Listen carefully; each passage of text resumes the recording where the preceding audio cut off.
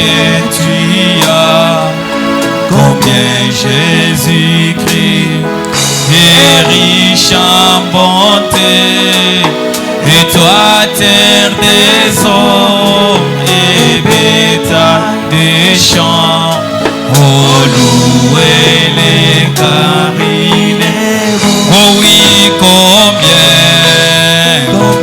il est bon, combien il est bon, combien il est bon, mon Seigneur, mon Dieu, combien il est bon, alléluia, oui je l'ai loué, oh chantons combien il est bon, combien il est bon, combien il est bon, mon Seigneur, mon Dieu, combien il est bon, alléluia, oui je les louerai toujours. Oh oui, il nous a créés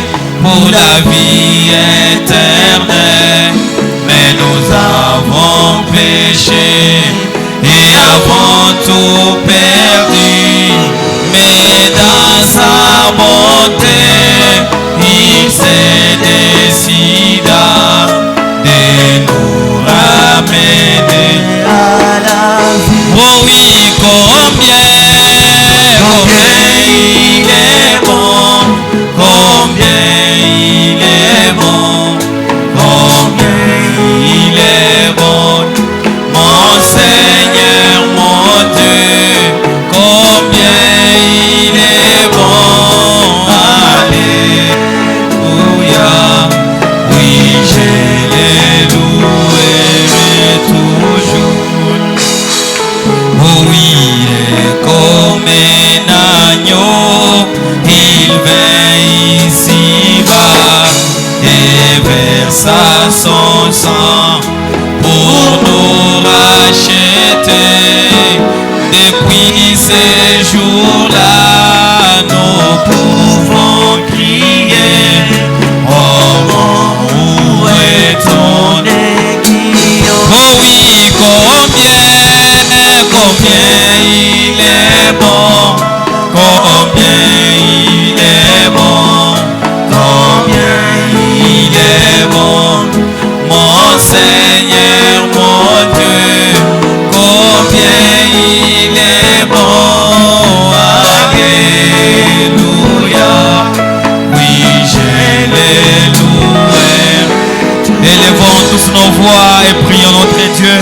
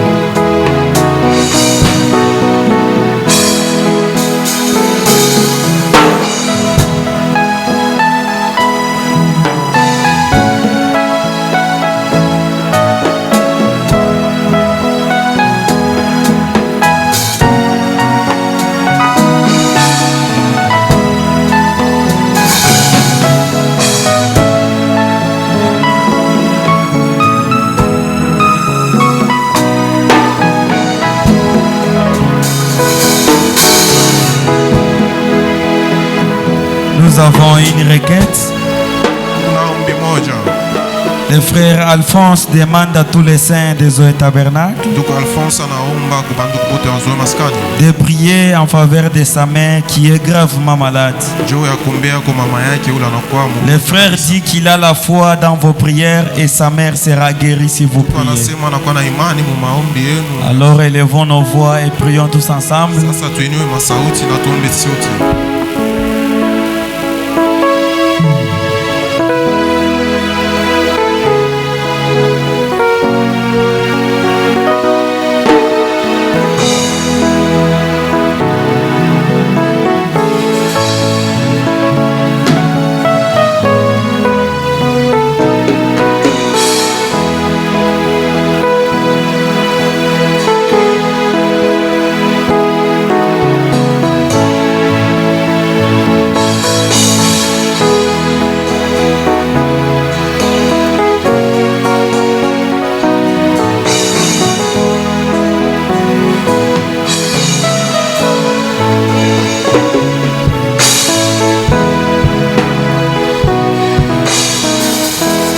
Nous allons prier.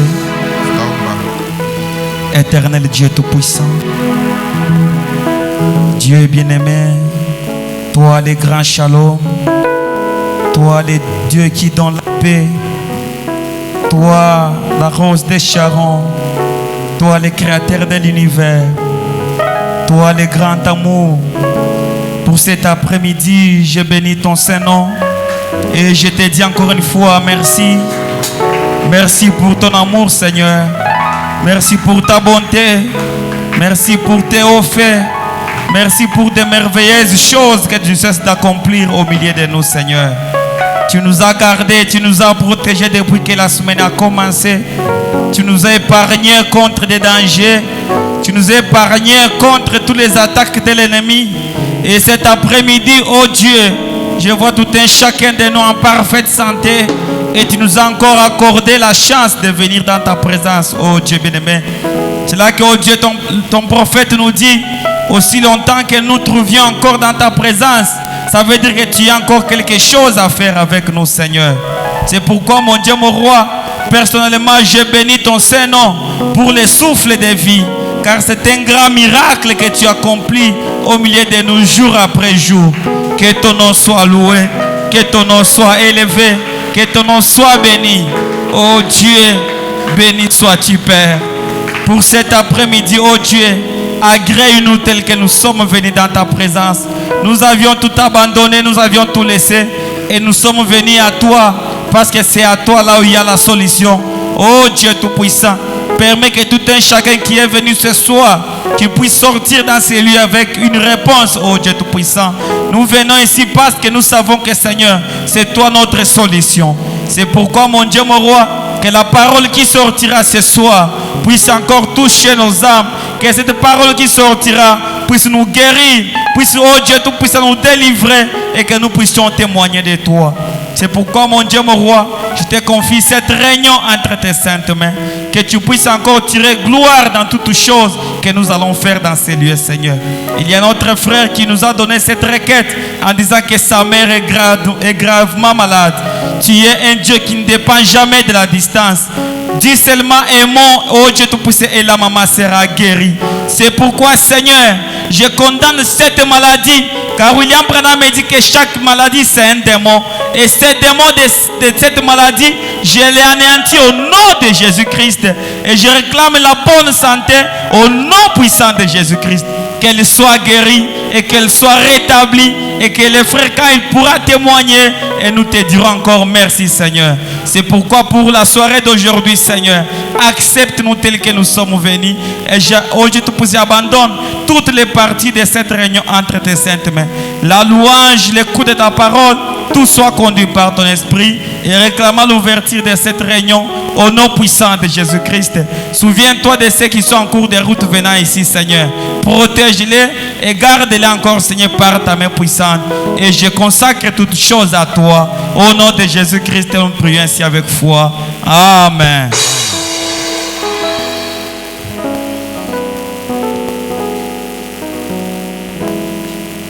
Que le Seigneur vous bénisse encore une fois. Je disais que Dieu vous bénisse.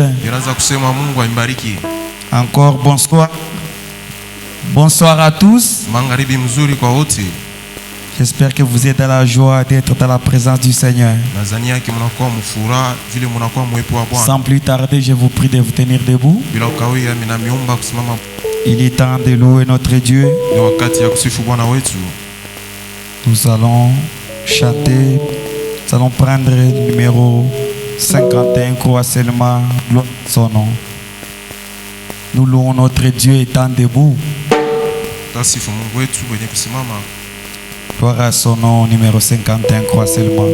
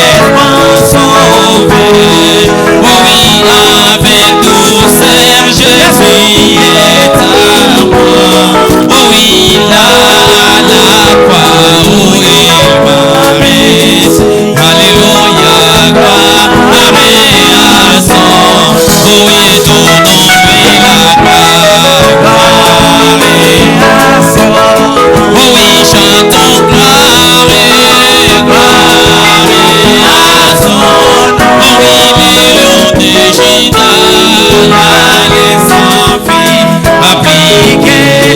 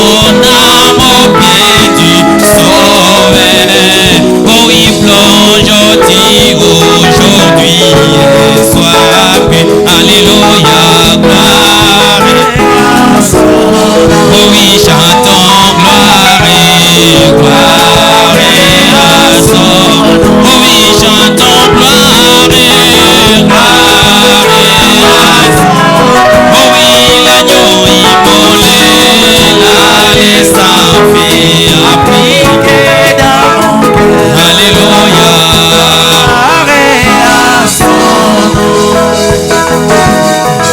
Oui, voyageant dans les pays, je chante en marchant.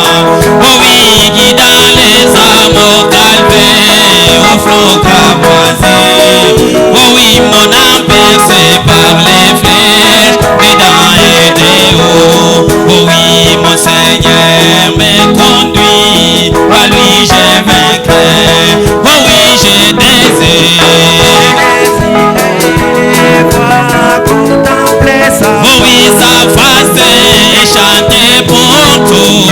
Oh oui, sa grâce qui sauve dans les rides de toi.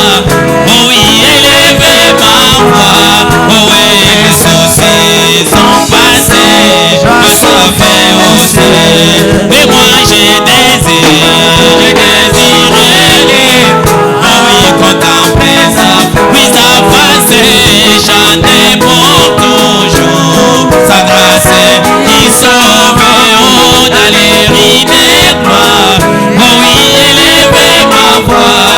Oh oui, les soucis sont passés. Grâce à fait au ciel. Oh oui, au service de mon Seigneur.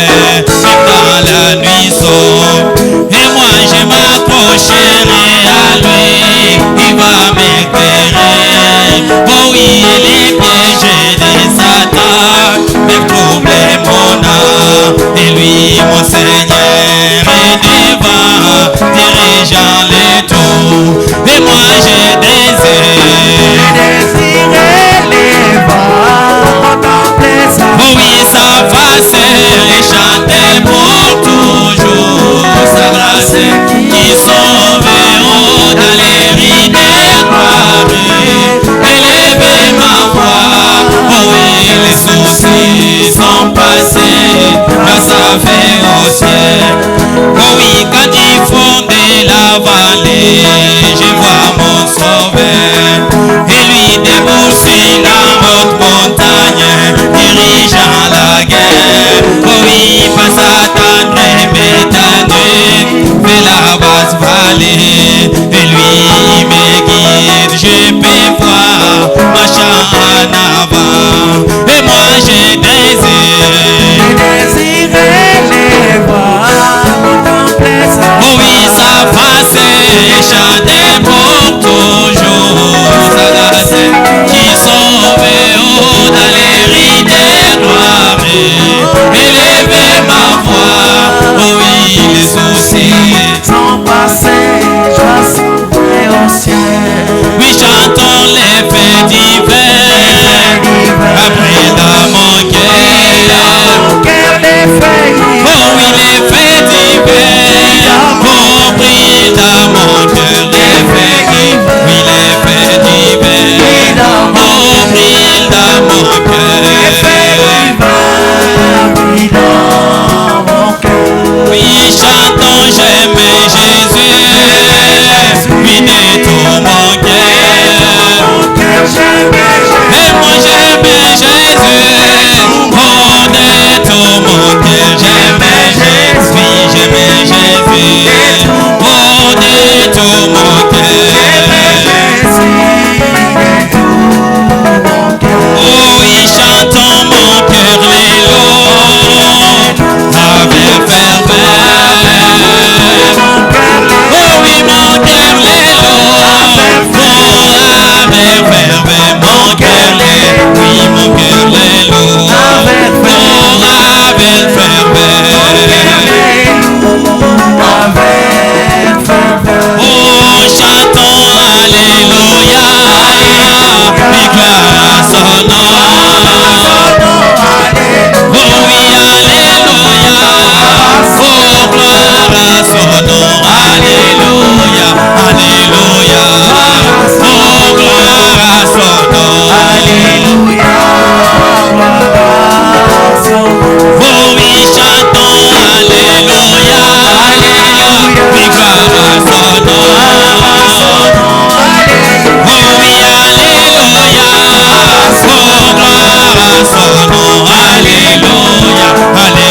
Oh, gloire à son nom. Alléluia. Oh, chantons Jésus revient pour me chercher. Oh oui, Jésus revient pour me chercher. Jésus revient, oui, Jésus revient pour me chercher. Jésus revient pour me chercher. Toi, oh, reçois-les, oui, de tout ton cœur.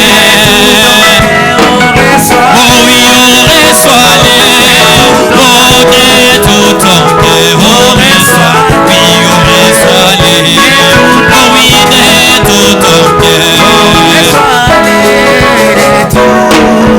cœur. Oui, et moi je les reçois avec bonheur. Oh, je les reçois, oh, avec bonheur. Je les reçois, oh oui, avec bonheur.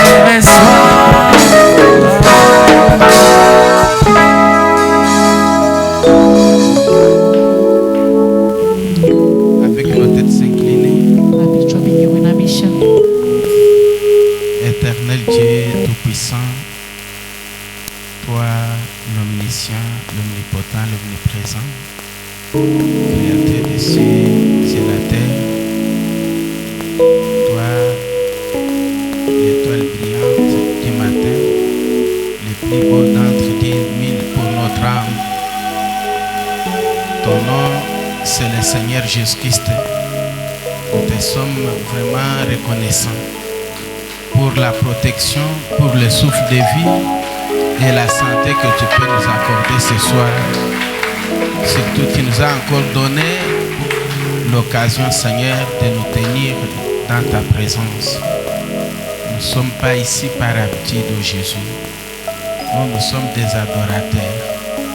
Nous t'avons cru, nous t'avons accepté et tu nous as accepté aussi, Jésus.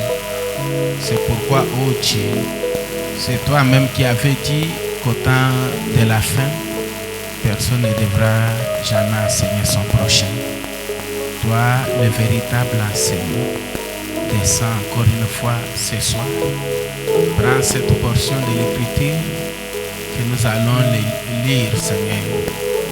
Donne une bonne interprétation et une bonne compréhension, Seigneur, dans les cœurs et dans les esprits de tes enfants.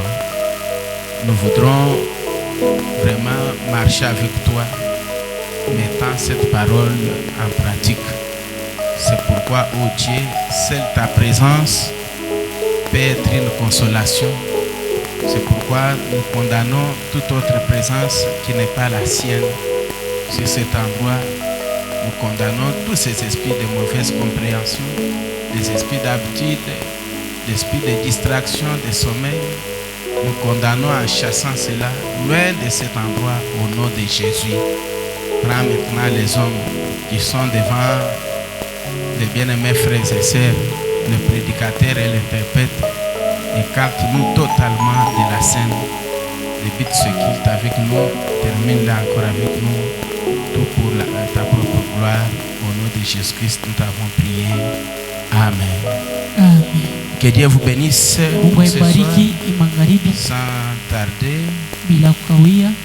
ouvrez vos Bibles avec moi Fungule mabiblia yenu na mie dans Marc chapitre 10. kitabu cha Marko sura ya 10. Commençons par le verset 17. Tuanze kwa mstari ya 17. On peut se limiter même au verset 22 ou 23. Tunaweza shimamia kwa mstari ya 22 au 23. Nous lisons la parole de Dieu au nom du Seigneur Jésus. Tunasoma neno ya Mungu jina Bwana Yesu. Vraiment, suivez attentivement la lecture. Mfuate na usikilivu kusoma. Comme Jésus se mettait en chemin, Sa vile Yesu alikuwa munjia, un homme accourut et se jeta à genoux devant lui. mtu mmoja akamkimbilia akalitupa magoti kumbele yake. Bon maître, lui demanda-t-il, Mwalimu mwema akamulomba, que dois-je faire pour hériter la vie éternelle? napasha fanya nini njoo ya kurithi ufalme ya milele? Suivez la réponse de Jésus. Mfuate jibu ya Yesu. Jésus lui dit, Yesu amujibia, pourquoi m'appelles-tu bon? juu ya nini unaniita mwema? Il n'y a de bons que Dieu seul. Ukutu mwema Mungu pekee yake. Tu connais les commandements. Unayua maamuri. Tu ne commettras point d'adultère. Hautatenda busharati. Tu ne tueras point. Hautaua. Tu ne déroberas point. Hautanyang'anya cha mwenzako. Tu ne diras point de faux témoignages. Hautaleta ushuda ya bongo. Tu ne feras tort à personne. Hautezi kukosea mtu. Honore ton père et ta mère. Heshimia baba yako na mama yako. Et il lui répondit, Yakamujibia, Maître, mwalimu, j'ai observé toutes ces choses dès ma jeunesse. nilichunga ile maagizo yote tangu buyana bwangu. Jésus l'ayant regardé, Yesu mkumtazama, l'aimant, akamupenda, et lui dit, akamwambia, il te manque une chose. unakupusa kitu kimoya. Va, Uende vends tout ce que tu as, ujisha byote vile ukunavyo, donne-leur aux pauvres, wapachie ba maskini, et tu auras un trésor dans le ciel. utakuya na ekiba kumbingu. Puis, Kisha viens et suis-moi. kuya na unifuate. Mais affligé de cette parole, Akahuzunika kwa ile neno, cet homme s'en allant tout triste, ule mtu akaenda na huzuni, car il avait de grands biens. juu alikuwa na butajiri sana. Que le Seigneur ajoute des bénédictions à la lecture de sa parole. Bwana ongeze baraka kusoma kwa neno yake. Veuillez vous asseoir. Unaweza kuikala. Veuillez vous asseoir.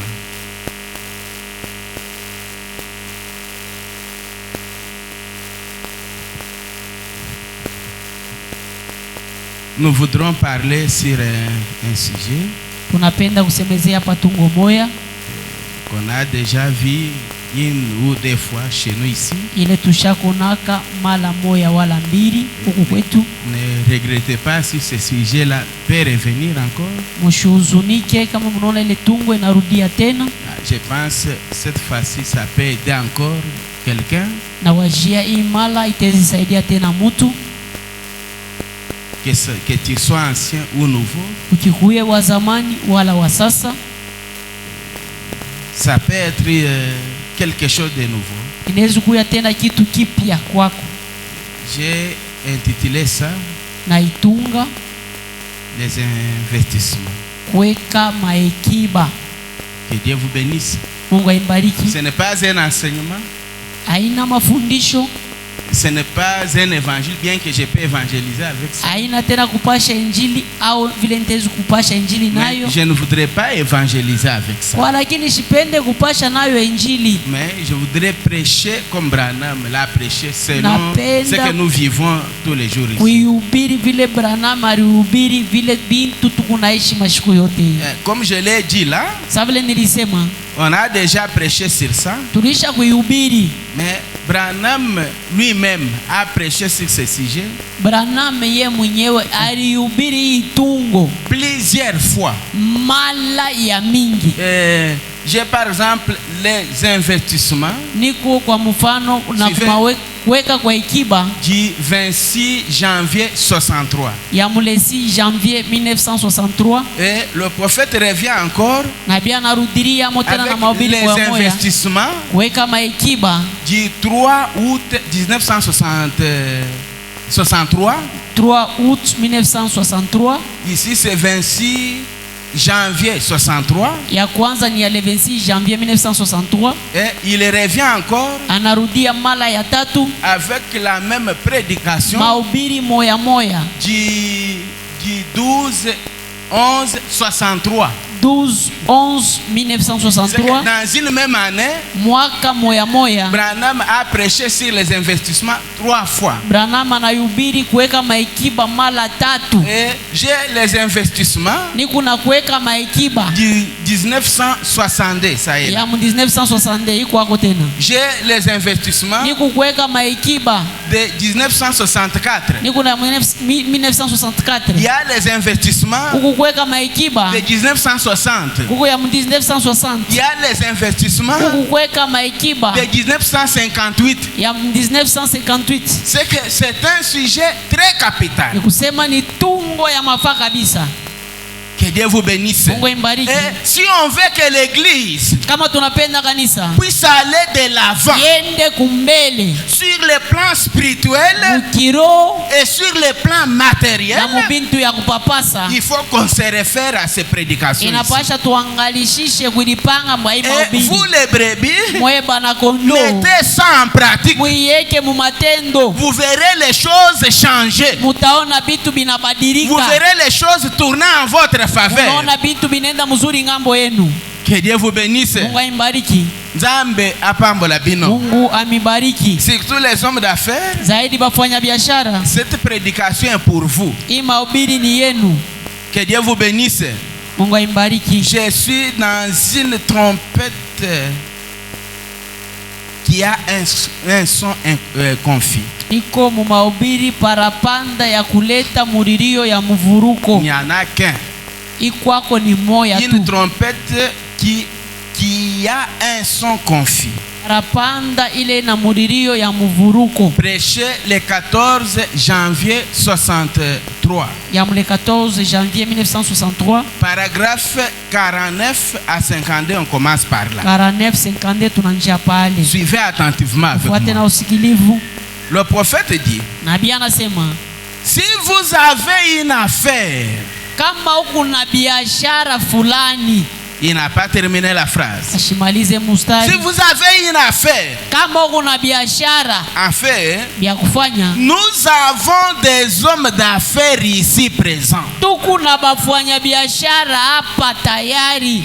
Que Dieu vous bénisse. Mungu imbariki. Nous avons des hommes d'affaires ici présents. Tuko na bafanya biashara bale beko hapa tayari. Peut-être beaucoup parmi eux. Saa zingine baya mingi katikati yabo. Si vous gérez une affaire Kama wewe unachunga biashara fulani qui n'est pas certaine, ile haina na uhakika, vous n'allez pas y investir. hautaenda kuweka amo makuta yako.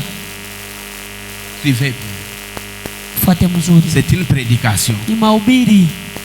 Il dit, Anasema si vous gérez une affaire qui n'est pas certaine, kama wewe unachunga ekiba moya wala mumushara moya ile aina na uhakika, une chose que vous voulez faire, kitu kile unapenda kufanya mais qui n'est pas certaine. akina na uhakika, Le prophète dit, nabii anasema vous n'allez pas beaucoup y investir. hautaenda kutumbukiza mo makuta yako ya C'est-à-dire, mingi, vous n'allez pas réussir. hautaenda kuweza mubile bitu. Puisque cette affaire-là est incertaine. Ile biashara hauna nayo uhakika. Très bien. Quelque chose qui est incertaine, Kitu kila una nacho uhakika, si vous y mettez votre argent, kama unaweka fedha yako ndani vous n'allez pas réussir. hautaweza. Puisque Njoo vous tentonnez. we mwenye unashakia Vous mbele, n'avez pas l'exactitude hauna na sur uhakika ce que vous voulez faire. ya kusema kile unapenda kufanya.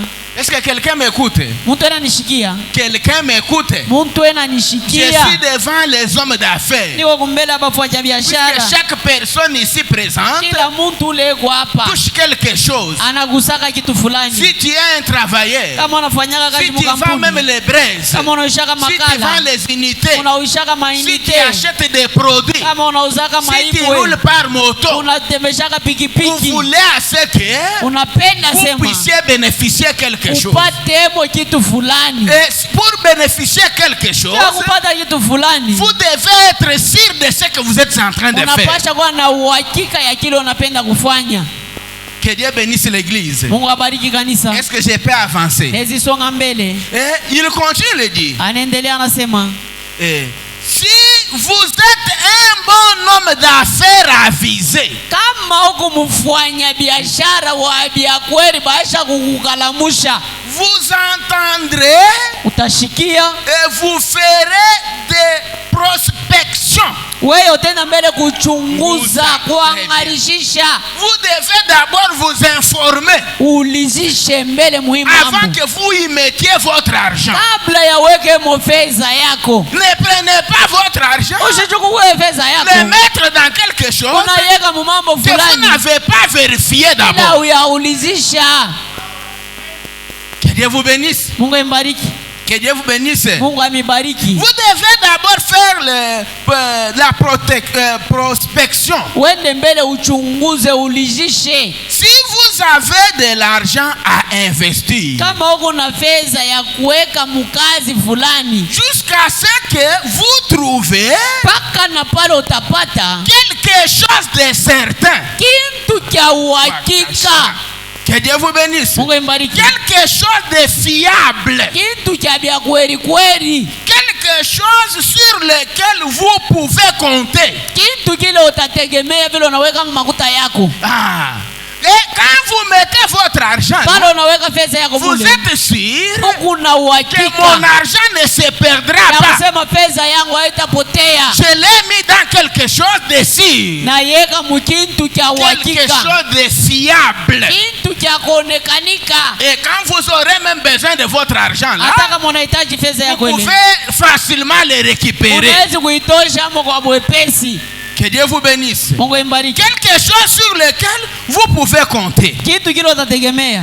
En effet, Kwa hivi vous n'aimeriez pas perdre l'épée d'argent wewe hautapenda upoteze fedha ile que kidogo vous avez épargné. ile wewe uliweka pembeni. Qui peut avoir son argent Nani unateza kuwa na fedha qui yake voudrait le perdre dans quelque chose? anapenda kuipotesha tu mkitu Parfois, fulani. l'argent pour lequel vous avez longuement travaillé, Fedha ile ulitesoya yasho unatupa, les mettre dans quelque chose unaibeba kuiweka mkitu que vous allez perdre toute cette somme-là. ile utapotesha saa mubaiwara. Qui est celui-là qui peut le Nani faire? ule atafanya vile? Que Dieu vous bénisse. Mungu ambariki. Vous n'aimeriez pas perdre l'épée d'argent que vous avez Hautapenda épargné. upoteze fedha kidogo ile kuna Parce que juu c'est avec ça ni kwa na ile pesa ile que vous devez gagner votre vie. ndio mule utapata maisha yako. Je voudrais que vous aimiez ça. Mimi napenda mupende hii mahubiri. Branham me dit ceci. Branham anasema hivi, Bien que nous sommes des chrétiens, hata vile tuko Bakristo, même l'évangile ici, hata hii injili hii sans argent, kama fedha haina yako, cet évangile ne progressera jamais. hii injili haitaenda mbali. Même chez toi là, Hata kule si vous kwako n'avez pas de l'argent, kama una na vous fedha n'allez pas bien évoluer spirituellement. hautaendelea mzuri mkiroho. Que Dieu vous bénisse. Mungu aibariki. Zamba pambola bino. Mungu Que amibariki. personne ne vous mente. Mtu Je ashimilande. vais vous le lire ici. Tamisomea hayo hapa. S'il n'y a pas l'argent, Kama fedha haina vous yako, n'allez pas bien évoluer spirituellement. hautaendelea mzuri mkiroho. Même si tu es spirituel comment? Hata kama wewe ndio wa Même kiroho, si tu es un vase là, wewe ndio kiombo que ule. le Dieu déverse l'onction et autres. Mungu upako yote na Après avoir kuyapa. déversé l'onction sur Kisha toi, kumwangia upako yulu il yako. te faut un transport pour retourner chez toi. Inakupendeza fedha urudie Il te kwako. faut une nourriture pour manger. Inakupendeza ukulishe Il mwili. faut l'argent pour habiller tes enfants et les faire Inapendeza étudier. pesa batoto yako bavuale Et bafunde. cette église Na hii kanisa a besoin de l'argent. inahitaji Il fedha. voudrait que chaque frère Napenda kila ndugu soit bien. akuwe mzuri. C'est pour cette raison que j'ai introduit cette Ndio prédication. maana naingisha hii mahubiri. Que Dieu vous bénisse. Mungu ambariki. Zambe apambola bino. Mungu amibariki. Est-ce que je peux avancer? Hizi songa mbele.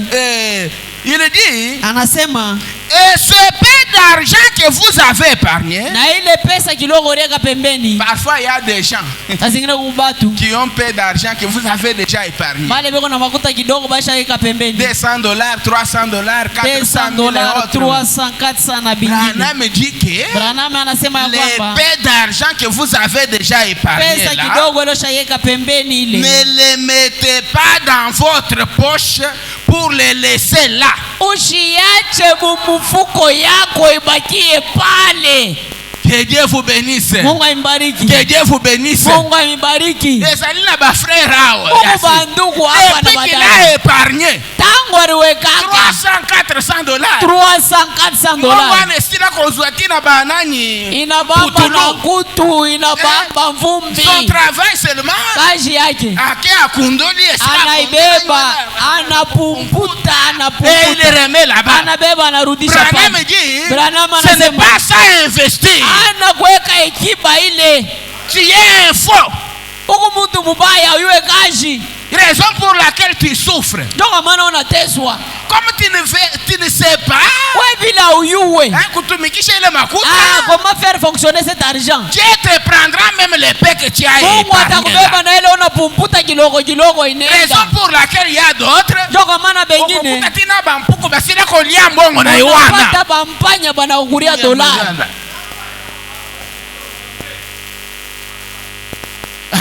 Il dit, anasema l'épée d'argent que vous avez investi, épargné là, kidogo ile uisha kuweka pembeni. ne les mettez pas dans votre poche Usiweke mfuko pour yako. les laisser là. Uiache tu paka pale. Car les voleurs les voleront un jour. Voyez. Vangivi bataibaka siku moya. Branham vous déconseille. Branham anamitosha ile bidii ya Ne kuweka faites pesa. pas ça. Musifanye vile. Si vous en avez, Kama unayo pesa, investissez-les dans une activité. uiweke mukazi fulani. Moi, j'aime Branham. Mimi Si napenda vous Branham. avez peu d'argent, Kama uko na ile pesa kidogo, investissez-les dans quelque chose. uiweke mukazi fulani. Puisque Ezana basusu hawa. Huku bengine hapa. Quand Daniel a pu dire ici Daniel pale aliweza kusema que je vais vous rendre des millionnaires. ya kusema atanifanya ba millionaire. Boyoki ngai kaka ndenge wana. Munanishikia tu paka vile. Oui. Ndio. Dans Zoé Tabernacle, Muzowe maskani. il y a des millionnaires. Muko ba millionnaire. Et il y en aura ici. Na batakuyaka amo. Que Dieu vous bénisse. Mungu Mais ambariki. ne pensez pas que Ushiwaza vous sema verrez les millions descendre dans votre maison comme ça. unaona ndola inashuka sa mvula Oh, munyumba ça c'est yako. l'accomplissement de ce que le pasteur avait Ili dit. kutimizika ile pastor alisema. Non, Hapana. l'argent ne viendra pas comme cela. Hakutaita nyesha sa mvula. Je ne suis pas encore là. Shafika kule. Branham dit, Branham anasema on sera des millionnaires tutakuwa ba millionnaire avec les paix que vous recevez là. na ile kidogo munapata. Si vous savez comment travailler Kama ça, mnayua namna ya kuitumikisha.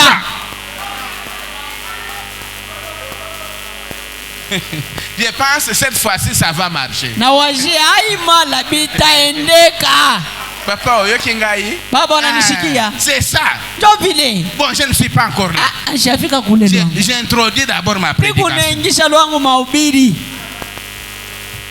Et il continue, dit, Anaendelea anasema prenez l'épée là, chukua ile kidogo, l'épée que vous avez là, ile kidogo kunayo investissez-les dans une activité. uiweke mukaji fulani. Alors, Sasa il vous faut vous rassurer inapasha kuwa na uhakika que votre investissement ya kusema ile ekipa yako est certain. ni ya uhakika. Sinon, Kama ina vile n'investissez pas. usisubutu kuiweka amo. Mutayoki ngai. Eti mtu anashikia L'épée que vous avez épargnée là, kidogo ile ushakuweka pembeni ile mettez-les dans quelque chose uiweke mukaji pour fulani que cet argent reproduise. juu ile makuta Si izalane. vous savez que Kama unayua ya si kwamba vous mettez cet argent là kama unaiweka ile dans pesa cette affaire là, ça ne doit pas reproduire. mwile biashara itazalana. N'essayez pas. Ndugu dada, usipime hata kupima. Gardez votre argent. Chungayo pumputa paka mvumbi. Que Dieu vous bénisse. Mungu ambariki. Que Dieu vous bénisse. Mungu amibariki. Ainsi, Na hivi les affaires, biashara si souvent aujourd'hui, mara ya mingi leo, les affaires aujourd'hui biashara leo sont certainement chancelantes. binakuwa tu bia bahati. Chancelantes aujourd'hui. Bia bahati tu leo. Pratiquement toute affaire dans le monde Kusema mudunia yote mzima est chancelante. viku tu vya bahati Parce que le monde juu dunia est dans une situation chancelante. iko tu munamuna moya ya bahati. Vous ne pouvez simplement pas vous permettre. Hauwezi tu we kuidiruhusu.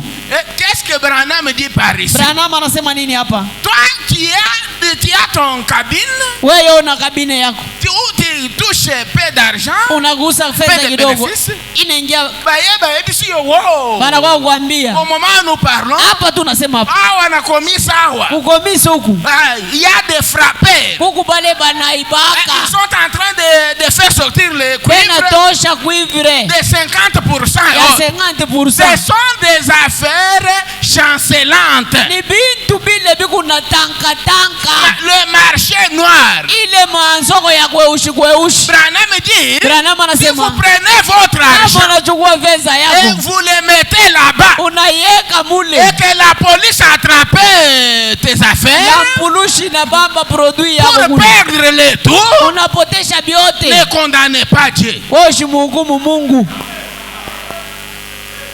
Que Dieu vous bénisse. Ne Mungu condamnez ambariki. pas Dieu. Usimkemee Et puis Mungu. si nous allons plus loin, Kama tunaenda mbali, le prophète Branham dit, Abi Branham anasema avant d'entrer dans un domaine, kabla wewe kuingia mukazi fulani la uyuwaki, soyez-en sûrs kuwa na que uhakika c'est un domaine que Dieu t'avait réservé. ni kusema ni kazi Mungu alikuchungia. N'entrez pas dans un domaine Ushende kuingia mukazi que toi tu n'as pas d'expérience. ile wewe hauna na kuishi kupima au iwe mzuri. Que Dieu vous bénisse. Mungu Tu vois abariki. quelqu'un en train de vendre, oh c'est un Kadhafi. Unaona mtu anausha mazuta, sasa huyu anausaka na Est-ce que anapata. yo tikana kozela Kadhafi? Anausaka yo karibira.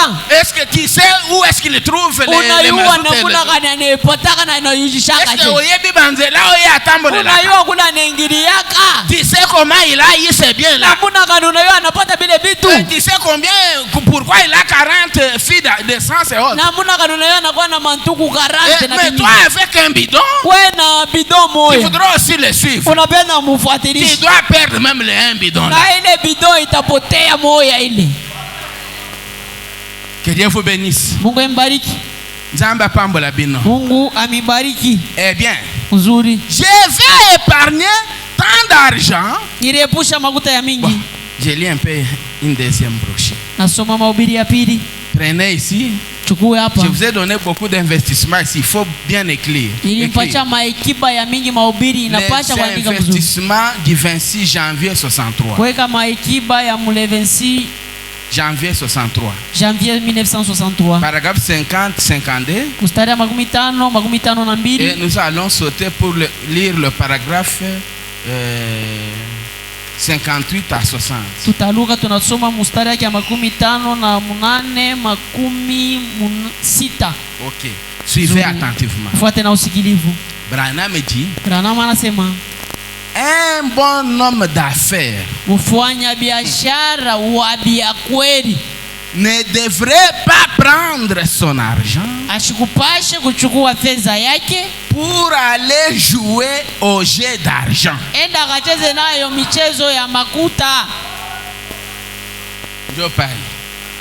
Il y a même des frères ici. Kuku bandugu hapa mui kanisa humu Oh, ba oyo basakana kanani ba carte d'argent. bena cheza karte ya makuta. Je les voyais si souvent chez nous ici à Musono. Nilianza kubaona mara ya mingi humu wetu Musono. Awa, naka soko hapa. Mukansoko mule. Vous voyez un papa? Unaona Je ne sais baba. pas s'ils n'ont pas d'autre travail. Kama bana na kazi gani? Abana Bazana kazi. tu banani almete. Ego na bifofolo. Enageuza. Unaona ye huyo hapa anatosha, anakokota, anasukuma chakula. Eko wapi? 50,000. 50,000. Yo sana nani na 100,000 watu. Wewe naona 100,000 unaangalia. Unafuata je? Combien? Hapa. Ozina 50,000. Unabeba mbele 50. Unaweka. Pour gagner combien? Je upate ngapi? 50,000. Upate na wewe 50. 50% du coup. 50 mara moja. Qu'est-ce qu'ils ont toujours fait? Banafanyaka je? Ils te favorisent. Banakupatia bahati mara ya kwanza. Obeti. Unapiga Qui gagne 50,000. unapata 50,000. Unaweka 50,000. Hapo deja 50. Oh, maintenant, monsieur, viens. Kuya. Ce n'est plus 50 000. Hapa ina 50. Bêta, Pika 150 sasa. 150 000. Pika 150. 150 nipate tu sasa. Bwaka 100. Tupa 100. Yo aussi 100. Unabeba 100. Unatupa pale. Olokoti. Unalokota. Allez, yo pe bazio. Sasa bana kunyang'anya kale ulipata. 100 000 bachie côté. 100 000 nenda Non, jamais. Hapana, Comme ça na bwaka kaka 50. Wewe na 50 nilikuria ile. Allez, obwaki 50. Unatupa 50. Allez, ba récupérer 50. Banabeba na 50. Na poche tikali pamba. Mifuko Mungu ni waji ya transport haina. Omoni mutatelemi bon. Unaona mtu sura yulu. Dans la maison, j'ai laissé 300 000. Kunyumba niliacha 300. Je reviens. Unichunge ninakuya. Ne partez pas. Ushende. Oui, nous sommes là. Tuko hapa. Wewe utatupata. Et tu arrives à la maison. Unafika kunyumba. Rebecca, donne-moi ta photo. Rebecca, leta mbema kutani. Pas affaire moi. Affaire gagne. Affaire gagne. Une affaire hasardeuse. Ile michezo ya ghafla utapotesha. Leta. Ok. Na pokwa oye olali nzala. Unaenda bananyonya toto, unarudia magharibi unalala njala. Branham anasema un bon homme d'affaires mfanya biashara wa bia kweli ne prendra pas son argent atachukua pesa yake pour aller jouer la carte, aende akacheze naye michezo ya kula makuta ingine. Que Dieu vous bénisse. Mungu mbariki. C'est une affaire incertaine. Ni biashara bina na uhakika. Branham anasema les croyants, baaminifu. Est-ce qu'il y a-t-il des croyants ici? Baaminifu bego hapo. Que Dieu vous bénisse. Mungu mbariki. Les croyants baaminifu ne devraient jamais jouer au jeu d'argent. Abakupasha kucheza michezo ya makuta. Bajak toyoka yo lisusu frère. Tukushikie tena bwenduku. Unateswa bibi na batoto. Le pain que tu gagnes dans la moto, pa pikipiki. Et tu les mets encore dans des histoires. Unaenda kuyeka mubintu bila bina na uhakika. Vous ne comprenez rien de ce que vous faites. Amuelewe kitu ya bile mnafanya. Mais si tu es un croyant, kama uko mwaminifu, le message vous interdit. Ujumbe inamikataza. Eh bien, ce n'est pas un problème. Aina mambo. Oh, je vais tenter aux charges avec cela. Branham me dit, ne le faites pas. Que Dieu vous bénisse. Il y a un modèle bien établi. Une chose sûre qui n'appartient pas à un groupe donné de gens. Ici, il s'agit de la parole de Dieu. Ne jouez pas au jeu du hasard avec cela. Avec ton argent. Ne prenez pas de risques. Que Dieu vous bénisse. Que Dieu vous bénisse. Vous prenez l'argent que vous devez nourrir avec votre famille.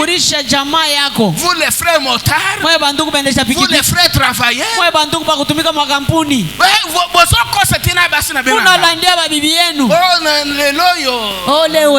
ce n'est pas mon jour de repos. Je pars au travail.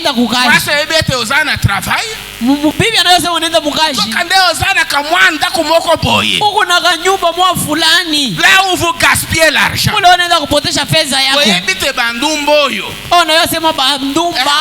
Il vous suce beaucoup d'argent. Plus que même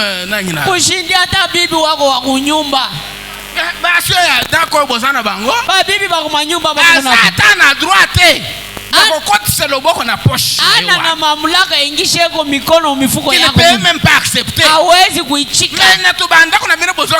Manyumba tule munaendaka. Unajua muntu yako kajilipendo. Unipache fulani. Nyari yao George. Approche d'abord. Approche. Chakwa. Acha, hamuna. Kanaanza kukutunya bilole Debra. ikwamo. Est-ce que moi sinon tu vas permettre Bibi yako na mwachaka kwa kutunye na ye bilole. des inféminés? Bilume bikaji.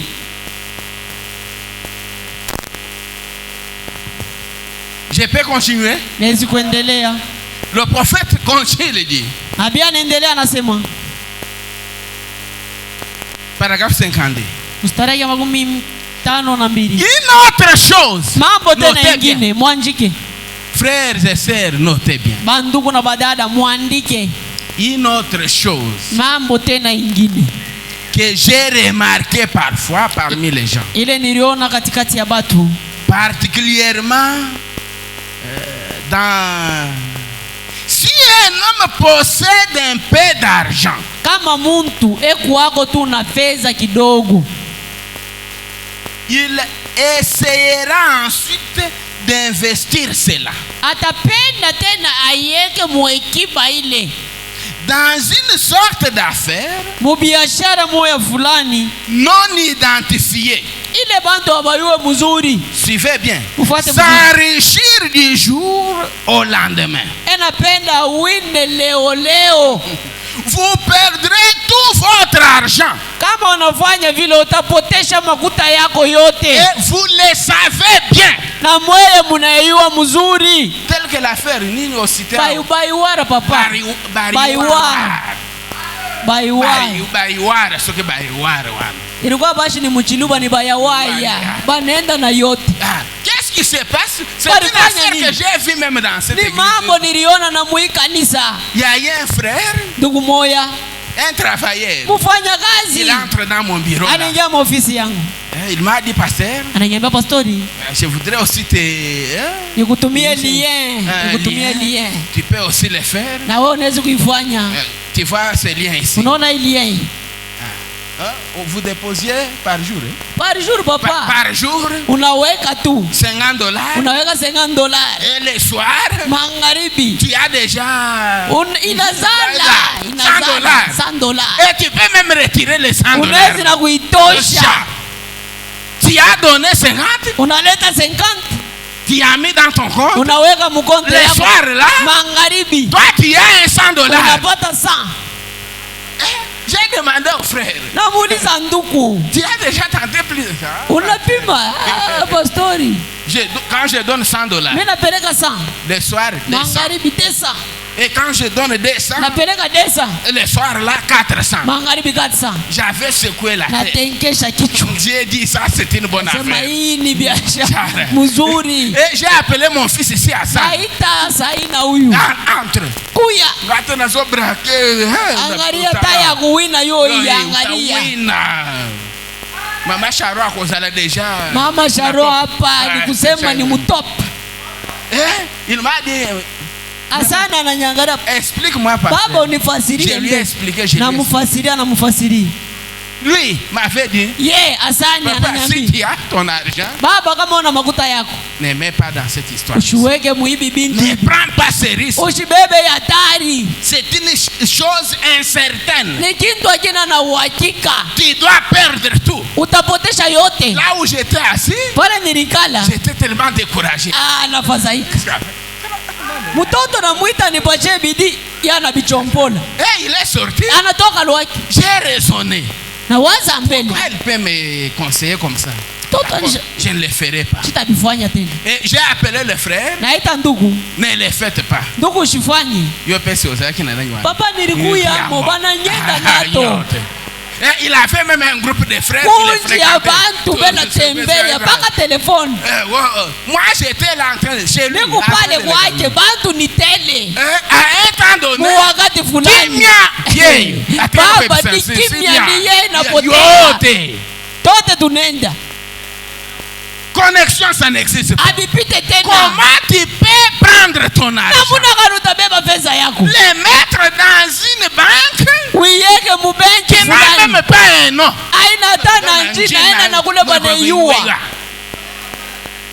Vous ne connaissez connaissez même pas l'adresse de cette banque-là. Mais à cause des soucis de devenir riche au lendemain, vous prenez ces risques-là.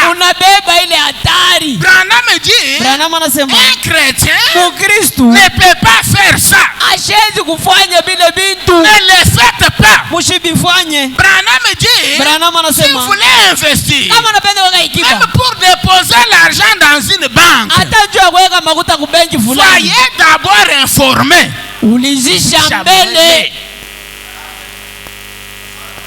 Bon, je lis. Je peux lire. Je peux lire. Il continue, dit, n'essayez pas cela. Un bon homme d'affaires, un homme d'affaires raisonnable, ne le fera pas. Mais les novices va courir de tels risques. Vous êtes avertis. Vous êtes avertis. C'est pourquoi même, avant de faire quoi que ce soit, consultez même le pasteur. Je me souviens, papa Komli qui est là. Avec le révérend Paul. Un jour, ils sont venus me trouver. C'est un certain matin. Affaire Yalar. On les avait connectés à quelque chose. Ils devraient aller où? Là-bas à Mwangeji. Avec de l'argent qu'ils avaient déjà. Nous allons acheter je ne sais pas de quel produit. Et ils étaient là pressés pasteur. Il est là. Nous sommes venus pour que tu puisses prier pour nous. Nous avons déjà une affaire. On nous attend déjà là. Par un médecin là. Ils peuvent nous vendre des... Nous allons gagner beaucoup. Il dit, affaire ni bagre moko boye. J'ai dit non papa. Ne prenez pas ces risques. Ne les faites pas. Ces gens-là veulent vous escroquer. Bref, appelez-les sur place. Appelez-les leur dire, vous êtes des aventuriers. Nous sommes déjà sur rond-point. Et nous vous voyons déjà, nous allons vous faire arrêter. Quand ils les ont appelés comme ça, directement ils ont coupé la... S'ils n'avaient pas consulté Daniel, leur argent serait parti. Que Dieu vous bénisse. Que Dieu vous bénisse. Comment un chrétien, on peut lui tromper. Moutoyer.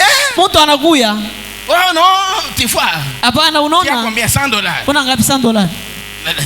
Leta. $100 Aki asali ba formule moko. Anenda anafanya buyangu yangu fulani. Quelque temps après, c'est le plus $100. 200. Inakuwa 200. Aussi mbongo hana. Unaangalia eti ni phobia. $100 ya solo. $100 ya bia kweli. Tu avais 100. Ulikuwa na 100? Tu as maintenant. Hapa unakuwa na 200. Et on te dit, wanakuambia viens avec 1500 $2,000. Kuya na 1500 $2,000. Ton argent là doit se multiplier. Tuifanye fois 2.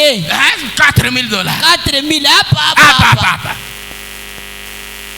Et ce sont des choses qui se sont même passées dans mon église. Et quoi il s'est bassous?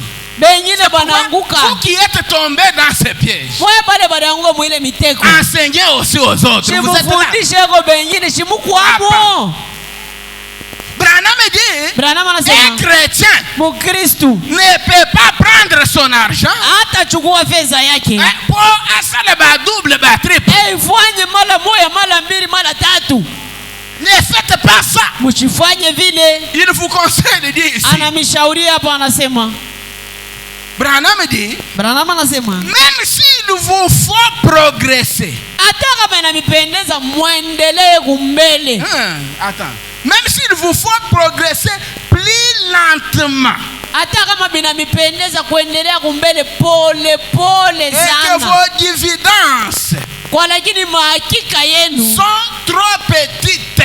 iko kidogo sana. J'aimerais être sûr Napenda kwa lakini nilikuwa na uhakika pour tout mon argent. juu ya fedha yangu Je yote. vais même gagner, dit Branham, Nipate hata kidogo. Branham anasema les 2% là. ile mara mbili ya kupatia hapo. Et être certain Kwa lakini kuna que uhakika mon argent est là. kwa kusema fedha yangu iko pale Plutôt que kuliko gagner les 50% kupata mara 5 et jamais les obtenir. kwa lakini bila kuipata.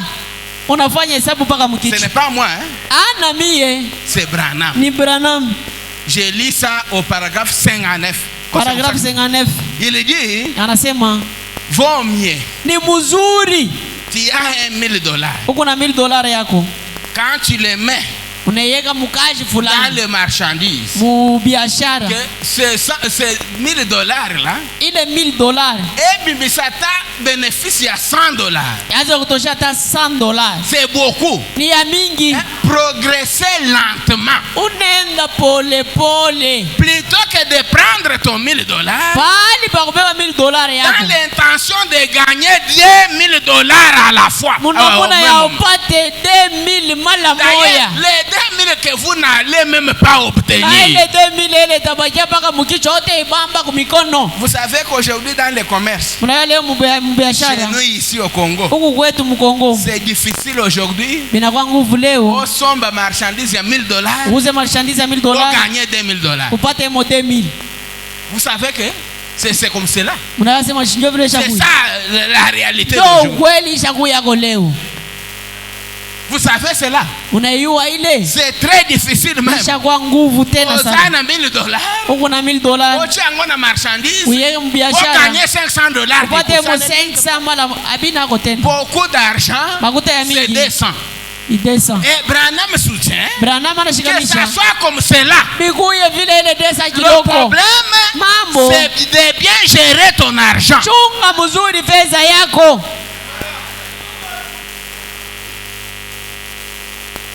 Les problèmes, Mambo c'est de bien gérer ton argent. namuna gani ya kuchunga fedha yako. Maintenant, Ça, retournons là où nous avons lu. Turudirie kule tulianja. Branham dit que Branham anasema parfois les autres diront, mais nous sommes des chrétiens. Mambo ya makuta, makuta. Écoutez là. lakini banaweza kusema shetu kwa Kristo les problèmes d'argent. Ce jeune homme dont nous avons parlé, Sasa huyu kiana tulisemelea huyu ce jeune homme d'affaires, ule mfanya biashara kiana il avait l'occasion. alikuwa na bahati. L'occasion lui a été accordée Bahati balimpachia hayo de faire un bon investissement ya kuweka ekipa ya biakweli dans mzuri l'une des plus grandes affaires mubiashara moya munene sana. où il pouvait investir. Muna alipasha weka ekipa yake. L'occasion lui a été offerte Bahati balimpachia hayo de suivre Jésus. ya kufuata Yesu. Quelqu'un qui avait beaucoup de biens, ce jeune Mtu homme. alikuwa na butajiri bwa mingo le kiana. Il était millionnaire. dit Alikuwa Branham. millionnaire. Branham Il avait anasema beaucoup d'argent. alikuwa na fedha ya Mais mingi. il avait senti Alishikiaka qu'il lui manquait une chose. kitu kimoja kilimupusa. C'est pourquoi il est venu devant Jésus. Ndio kwa maana alienda kumbele ya Il lui Yesu. a posé la question. Anamuuliza swali, Bon maître, mwalimu que mwema, dois-je faire napasha kufanya pour nini hériter la vie juu éternelle? ya kurithi uzima ya milele? Que Dieu vous bénisse. Mungu mbariki. Quel que soit ton argent, Hata fedha yako ile on n'est pas encore là. Hein? hatuyafika Branham kule. dit, Branham anasema malgré ton argent, hata fedha yako mais à ile quoi te servira l'argent nini itakusaidia ile fedha sans Christ? bila Kristo? Ça te servira à quoi? Itakusaidia kunini? L'argent là te servira à quoi? Fedha ile itakusaidia kunini? Il dit, Anasema si on peut encore prendre kama tunaweza kuchukua l'exemple mfano des achats. Zakao mfanya biashara un homme d'affaires, mufanya biashara, un homme riche. mtu mtajiri. Il dit, Anasema vous aussi ce soir, mwaye pia magharibi, ne manquez pas cette occasion mushipuze hii bahati d'investir kuweka ikiba dans quelque chose de si. mukitu kya uhakika. Branham me dit Branham anasema que vous savez que Jésus mnajua sema Yesu a une banque eko na benki qui reste ouverte iku wazi jour et nuit. shiku na mchana. Voyez Bakate. Amuyu wake Et si vous voulez investir, kama unapenda weka ikiba, investissez en Christ weka Jésus. ikiba ndani ya Yesu Kristo. C'est ça le vrai investissement. Jo ikiba ya bya C'est kweli, ça un endroit le plus sûr. jo fashi ya uhakika. Tangue la bangonano. Ni Un basomee endroit mbele le plus sûr. fashi moya ya uhakika. Pourquoi je vous demande Jo kama mimi na milomba et je vous prierai ta milomba tena de chercher un endroit ya kutafuta fashi où vous allez investir votre argent, pale mtaweka ekiba ya fedha yenu, où vous allez investir votre vie. pale utaweka ekiba ya maisha yako. Prenons d'abord Tuchukue mbele dans... Cherche-moi les...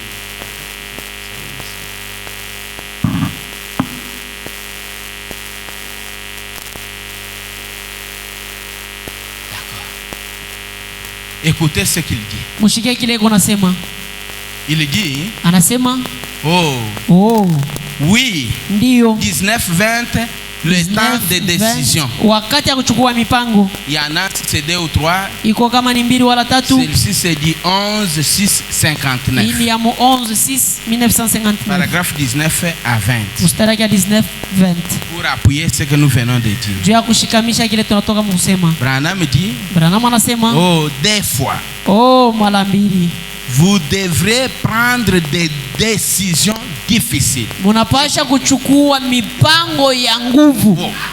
Et cet homme d'affaires, Ule mtu mufanya biashara s'il avait pris une décision difficile, kama alibebaka ile mipango ya nguvu, même chez nous ici, même moi, même parfois, hata kukwetu, hata mimi mwenyewe mara parfois tu nyingine ne peux pas accepter ça. saa zingine hawezi kuichika Pour ile gagner la vie éternelle, juu ya kupata uzima wa milele. toi Daniel, We Daniel, prends ton véhicule là, beba gari yako ile, distribue à celui qui n'en a pas. pachia ule ana nayo. Prends ta maison que tu as construite dans la peine, Beba nyumba yako lienga mateso, donne-la à une veuve. pachia mujane fulani.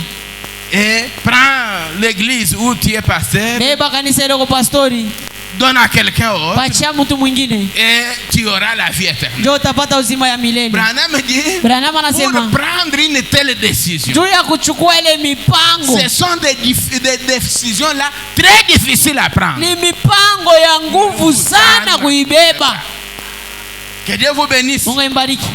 Perdre dans un jour Kupotesha mshiku moya ce que vous avez gagné dans 50 ans. vile ulipata miaka 15, Mais un jour tu le perds siku moya anaipotesha à cause de la vie juu ya éternelle. uzima ya milele.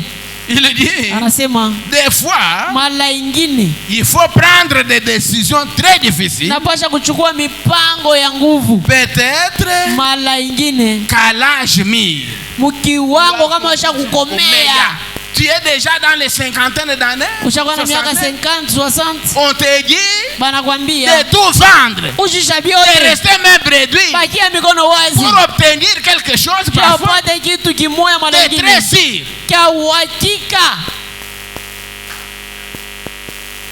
Il dit, Anasema vous recevez votre dernier revenu. wewe unapokea mshahara yako ya mwisho. Comme vous le recevez, Sasa vile unaipokea, vous placez un peu ici, un peu là. unaweka kidogo hapa, ingine pale. Mais maintenant, Sasa vous arrivez à un moment donné, unafikia un moment kiwango kifulani, où peut-être cet argent mara ingine ile fedha doit être quelque part. inapasha kuya fashi fulani, Vous devez prendre unapasha kuchukua une décision concernant l'endroit mipango juu ya kuhusu fashi où vous investirez cet argent. pale utaweka ile fedha. Et avant que vous placiez cet argent Kabla uweke ile fedha dans cette affaire-là, mu ile vous biashara, devez d'abord trouver un endroit sûr unapasha mbele ya kwanza upate fashi ya uhakika où les placer. pale utaweka. Aujourd'hui, Leo nous avons des histoires, ça nous avons lu, tuko na vitu sa vile tunasoma où de tels, vous devez devenir riche vile unaweza kuya mtajiri dans une nuit. mubushiku bumoya, Et vous investissez-les dans ceci ou dans cela. unaweka muibi wala mubile.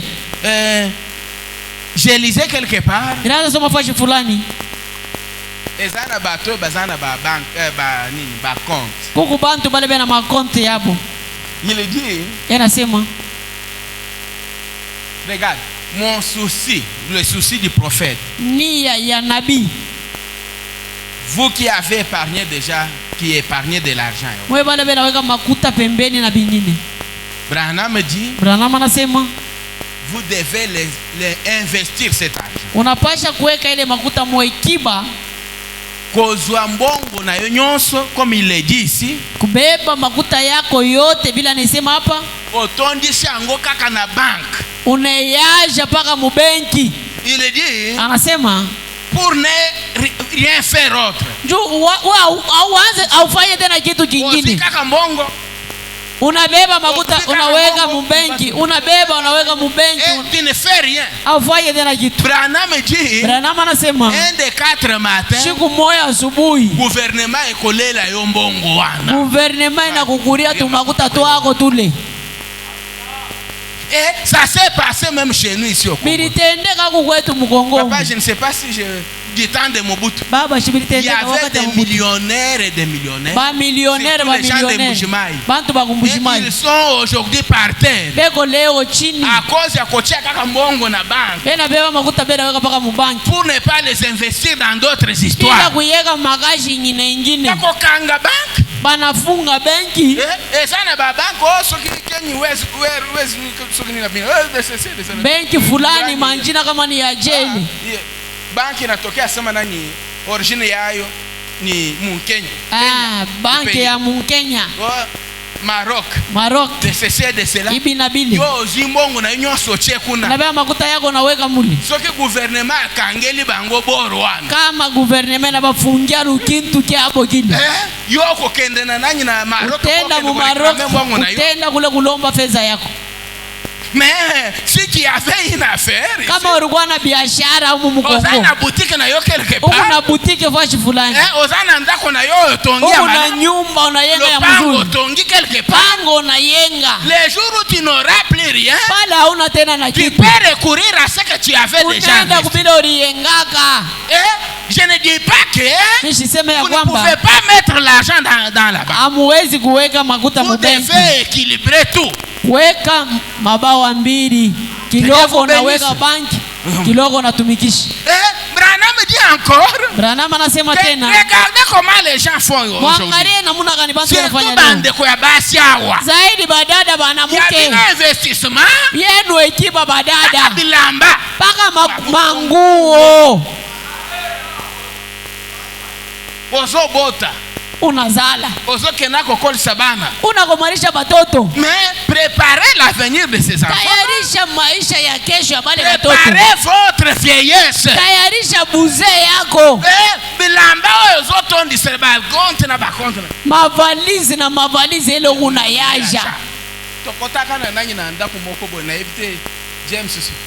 Bon, ma sœur ici était avec nous. Tuliingiaka munyumba mwa dada huyu atukuturuyaka naye. Na kuna na Jekamine tite. Kule ku Jekamine unakumbuka? Nous allons faire OK.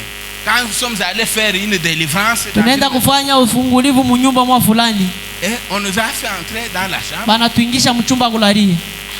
J'ai regardé au mur. Naangalia kukibumbashi. J'ai posé la question à cette sœur. Nauliza wale dada. Mwa mnikayaka na nani na boutique ya munani? Humu ni butike ya mshambre au ni mambo gani humu minono? Asa hapana ina boutique pasteur. Pastor ana boutique. Bio tipi ni byangu. Tout ça ça m'appartient. Ba sapato marque nyonso ba chia na bamiri nyonso. Bilato marangi ya bilato. Na masapato. Baisha kupanga panga. Couleur na couleur. C'est que nani? Sapato na sakoshi. Sapato na sakoshi. Kilato sakoshi nguo. Kilato sakoshi nguo. Kilato sakoshi nguo. Tout ça. Naliuliza dada, hivi vyote? Pasteur. Pastori. Au moment où nous vous parlons seulement. Hapa tunasema cette famille-là n'a plus rien. Ile jamaa haina na kintu tena. Mais azwa kaseba sapato na basakoshi wana. Abebe bilato na masakoshi. Ils sont en train de souffrir. Bena teso. Et pourtant ils avaient la possibilité. Balikuyaga na namuna mwile wakati. Bolata. Muvale. Mais boye bete ya un lendemain. Muyu asema kesho iko ako batoto bena komea. Vous n'êtes pas d'accord avec Branham? Badada muichike bile Branham anasema Je vous lis Branham. Nina misomea ni Branham. Que Dieu vous bénisse. Mungu imbariki. Zamba pambola bino. Mungu amibariki. Encore une chose. Kitu kingine. Vous les frères. Mwe bandugu. Il y a plusieurs façons d'investir. Kuku namuna mingi ya kuweka ekiba. Il y a eu un investissement. Ekiba yako wewe. Kaka ba moto. Paka mapikipiki. Ozimbongo moto. Unauza moto. Ozimbongo moto. Ozimbongo moto. Azana bon. Ni mona 15 moto. Ebele moto wana. Bwingi ya mamoto. Ebele ya makambo. Jo bwingi ya mambo pa versement pale. Oui, frère. Ndiyo banduku.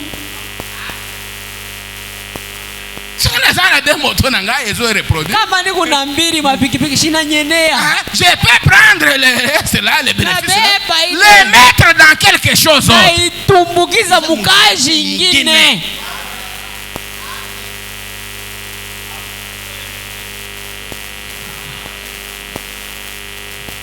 Que Dieu vous bénisse. Mungu ambariki. Je peux avancer. Nezi kwenda kumbele. Branham dit, on verra ça dans le développement. Il dit, anasema, il faut prendre des décisions. Inapasha kuchukua mipango. Si vous êtes, qu'avez-vous à faire? Sasa Mungu pa kufanya nini? Vous allez sombrement et sincèrement chercher une vieille entreprise fiable. Unaenda kutafuta kampuni moya ya zamani ya uhakika. Est-ce que vous voyez kingai? Munanishikia mzuri? Oza mbongo na yo. Uko na fedha yako? Omoni bafongoli non banque je ne sais quoi là. Unaona benki ya sasa ya kuepusha fedha. Tu peux t'informer? Ulizisha mbele. Eza banki ya siku. Ni benki ya sasa. Branham anasema, aujourd'hui il y a beaucoup d'aventures. Bayangu yangu ni ba mingi. Ne sois pas pressé. Ushikuya haraka haraka. Pour investir dans une telle chose. Weka mkintu cha vile. Que Dieu vous bénisse. Mungu imbariki. Zambe apambola bino. Mungu amibariki. Cherchez une vieille banque. Tafuta benki ya zamani. Il y a les renommées. Ile isha kujulikanika. Dans tout le monde fréquent. Ile bantu bote banatembeleaka. Branham azaliko conseiller bino. Branham na mishauria. Surtout dans le message. Zaidi muujumbe leo. Même pour investir votre âme. Hata njoo kuweka ekiba ya nafsi yako. Bafongoli kalosambo awa Yesu azalia wa Yesu azalia. Kanisa inaanza hapa ngoma tumpate Yesu yuko hapa. Wewe ndio kwanza fika hapa. Wewe ndio wa kwanza. Exaltate tena benzako. Unaita bengine. Unafungula deja mesi ya sasa. Inaanza ya sasa pale. Oya fongole le sambo wana. Una anafungula kanisa ule. Quelle expérience avec Dieu. Eko na kuishi kupima ngapi na Mungu. Que Dieu vous bénisse. Mungu ambariki. Il faut investir son âme. Weka ekiba ya nafsi yako. Dans une église. Mukanisa. Où vous êtes sûr. Ile uko na uhakika. Qu'on prêche à 100% la parole de Dieu. Na ubiri 100% neno ya Mungu. Pour votre exemple. J'ai ma brebis qui est déjà revenue ici. Ni kuna mwana memba asharudia. Ndugu. Et je pense frère Alphonse il est où? Frère Alphonse eko pale. Il connaît ça. Asha kumuyua na mie. Ok. Quelques temps après, Dakika tu kidogo hivi. le frère a disparu. Ndugu anapotea. Et quand il a disparu, Pale anapotea, on ne le voyait plus. atumuone tena. Un jour, j'ai eu la chance. Shikumwona pata bati. Je ne te vois plus à l'église. Wewe shikone tena ukanisa. Pasteur, Pastori, tout le monde ombe déjà quelque part. on prie déjà quelque Il y part. a un pasteur. Huku pastori ule alikuya Il a ouvert une église. anafungula kanisa. Ndio pale tunaanza kusoutenir mabo. Tunashikamisha bintu bina tokota kule. C'est comme ça encore. Ah, ndio vile. Toi, tu es notre membre. Huku mwanamemba Tu ne wetu m'as pas dit ça. au nyambia hii mambo. Je devrais te conseiller parfois. Nilipasha kushauria mara nyingine. Tuko déjà na nani. Pastor, on est déjà là, J'ai ben dit à déjà. ce frère, Na n'est-ce mbele pas tu. c'est moi qui ai béni ton mariage? Nishi ndio nilibariki ndoa yako. Il a dit oui, pasteur, je sais, mais. Ndio on a pastori, déjà. ina chakula ile ngambo. J'ai dit à l'autre, laissez-lui. Naambia huyu ndugu mumwache leo akafanye. Et le frère a continué comme ça. Ndugu anaendelea vile. Un jour, Siku moja je suis chez le frère Mwakas. niko kwa ndugu Mwakasi, Et on était en train de causer avec lui. tunazungumuza naye, Je suis assis chez lui là. kisha ukala Je kwake. vois le bien-aimé frère là arriver. Naona ule ndugu mpendwa inakuya. Et il nous a salué. Bonjour Anatulamkia. pasteur, bonjour. Jambo pastori, jambo. On s'est serré la main. Tunavachana On a mikono. salué en semblant. Nafanya kusura lwangu. Et le frère ne pouvait pas partir. Le frère, Ndugu ashende tena. il était là. Eko pale. Quelques temps après, Dakika kidogo. il plonge sa main dans la poche. Anaweka mikono mmifuko. Abimisi soki 30 000 francs. Anatosha 30,000 francs Mon pasteur kigomani. pouvait acheter les unités. Na pastori utezi kuuza Il dit mainite. non, je ne prends pas ça. Namwambia sasa Va shitabeba. donner à ton pasteur Wende upatie pastori wako. qu'il aille acheter les unités. Auze mainite. Je suis chez la brebis. Na mimi niko kwa mwanamemba Il peut aussi wangu. me donner les unités. Va Anaweza donner à son pasteur. kunipatia mainite, upatia pastori wako. Le frère a dit non, Ndugu anasema hapana. c'est vous qui êtes mon pasteur. Wewe ndio pastori wangu. Il dit non, tu m'as déjà quitté. Hapana, usha kunitoka. Va donner à ton pasteur. Patia pastori wako. Ah, pasteur ni mambo. Pastori ni mambo. Bwana Le bugola. frère Mwakasi m'a conseillé. Ndugu Mwakasa ananishauri. Prends les unités là, pasteur. Beba ile J'ai mainite pris pastori. l'argent, Na beba fedha. j'ai mis dans ma poche. Naweka mifuko. Le frère m'a promis, Ndugu ananilaka. je vais passer pasteur. Tapita pastori. Je vais vous raconter l'histoire. Takwambia hadithi. Et quelques temps après, le frère passe Dakika kidogo ndugu anapita chez moi ici au bureau. kwa ofisi yangu. Il me dira, Ananiambia, le dimanche, j'emmène mon épouse ici mjumba naleta bibi yangu hapa. pour que vous consacrez l'enfant. Utolee mtoto. Mais va chez ton pasteur. Ndugu, wewe kwa pastori wako Ah, tena. pasteur. Pastori? Le pasteur là. Ule pastori. Futaka kabangi. Je ne Pepula. savais pas. Shikwanze kuyua. Asema nani? Mais malwa nini munoko. Kinywa. Hapana, kinywa hapana nani? Hapana langa, c'était à la Misemeleyo. lui a fui le pasteur Yari fuata pastori. puisqu'il est de Mbujimai. Juni wa kumbujimai. Et quand il a fait ça, Pala alifanya vile. il a découvert Anavumbula. que c'était un fumet. Anafutaka ako kabange. Mais le pasteur là même, allez, grille. Pastori napika na mbanga yulu. Et le frère quand il a regardé Ndugu ça, anaangalia ile mambo. il a fui. Anakimbia lwake. Pourquoi ça? Juu ya nini ile? Vous jouez avec votre âme. Unacheza na manafsi yenu. Ce n'est pas comme ça que vous devrez le faire. Ana vile mlipasha kwanza kuifanya. Ton âme Nafsi yako a coûté la vie de Dieu. ilichukua buzima ya Mungu. Si vous voulez blaguer, Kama unapenda kucheza, blague avec l'argent. cheza na Blague makuta. avec tout ce que vous avez. Cheza na miotoka. Ne blaguez pas avec ta vie, dit Branham. Usicheze na maisha yako nafsi. Branham anasema, Ne blaguez pas, frère. usicheze ndugu. La vie éternelle. Uzima ya milele. Ne blaguez pas avec ça. Usicheze nayo. C'est là où il est dit ici Ndio pale inasemewa que hapa. vous devez chercher. Munapasha kutafuta Je suis dans le chef-d'œuvre. kazi yenye kumalizika. On termine déjà. Le Tunamaliza chef-d'œuvre du 5-7-64. 5/7/1964. Branham me dit ici, Branham anasema hapa, or, nous devons trouver, tunapasha kupata, suivez bien, on fuate termine, mzuri, un endroit fashi où faire reposer notre foi. pale tutaweka imani yetu ipumuzike.